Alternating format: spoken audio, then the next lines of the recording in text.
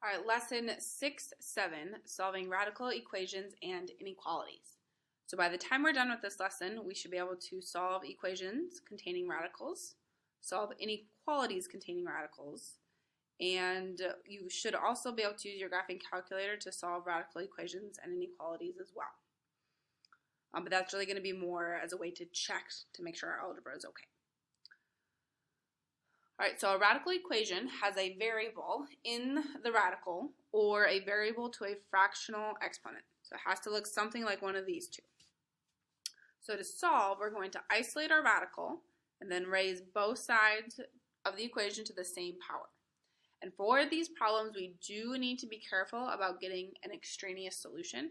So again, that just means that we might be able to find an answer, but if we check our work, so if we substitute that answer back in, we might get a false statement. Okay, so that can happen with these types of problems. So we do need to check our work in certain cases. So to start with, if we just practice solving, again, we have to get the radical part by itself. So for problem 1, that means that we're going to start by subtracting 3 to each side. Okay, so now we have the square root of 2x minus 3 equals 5. And then because we're dealing with the square root, to undo that, we have to square each side. So when we do that, the radical and the power cancel each other out. So we're left with 2x minus 3. And then 5 squared is 25. And now we're just left with a linear equation. So we just have to get the x by itself. So we add 3. And then we would divide by 2. So our answer for this one is going to be x equals 14. Next example, our radical is already alone. So again, to get rid of our square root, that means that we have to square each side. So we have 4x plus 1 equals 25. Again, that means that we just have a linear equation, so we're going to subtract the 1. So 4x equals 24, and then divide by 4. So our final answer will be x equals 6. All right, third problem, so again we have that fractional exponent, so really this represents a radical. So I do need to get this part by itself. So because we're multiplying that 2 in the front, we're going to divide both sides by 2 to start with. So we have x minus 2 to the 2/3 equals 25. And then if you want, you can switch to radical form, but that's actually going to create more work for us. So instead, what we do is we raise each side to the reciprocal power. So we're going to flip this over. So this will be the cubed root of 2 to each side. So again, when we multiply those, that multiplies to be a 1. So now I have x minus 2 equals, and then if we switch this to radical form, we're doing the square root of 25, and then to the 3rd power. Now for this, we do need to be careful because we're not simplifying anymore, we are solving.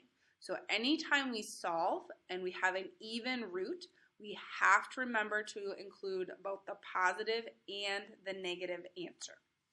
So for this problem, we have x minus 2 equals plus and minus 5, and then cubed. So we're really solving two problems. So if I cube 5, that's 125. So we're solving x minus 2 equals positive 125, and then x minus 2 equals negative 125. So I'm going to have two answers for this problem. So if we add the 2, that'll give us 127. Same thing if I add the 2, that'll give us negative 123. So these are the two answers to this radical equation.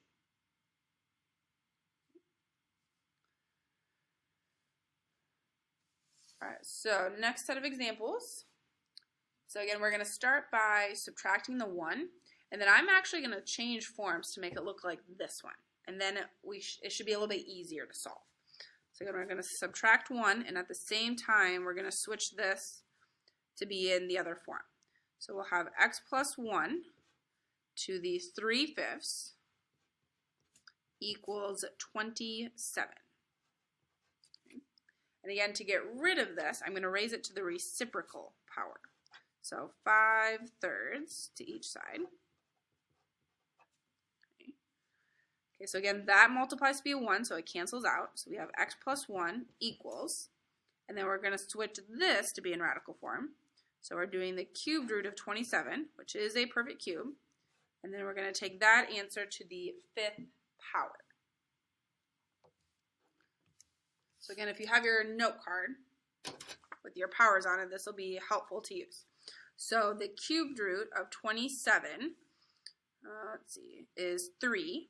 And then we're going to have to take that answer to the 5th power. So 3 to the 5th is 243. So now we're going to have x plus 1 equals 243. And then we would subtract the 1 to get x equals 242. All right, and our next problem. So we have something to the 1/3. So again, that means that we're just taking the cubed root of it. So that means I'm allowed just to cube each side. So when I do that, 1/3 times 3 is 1. So we're left with 2x plus 1 equals. And then negative 3 cubed will be negative 27. So we're going to subtract the 1. So 2x equals negative 28. And then divide by 2 to get x equals negative 14. Final answer. All right, and we have more examples of different situations in the next set of videos.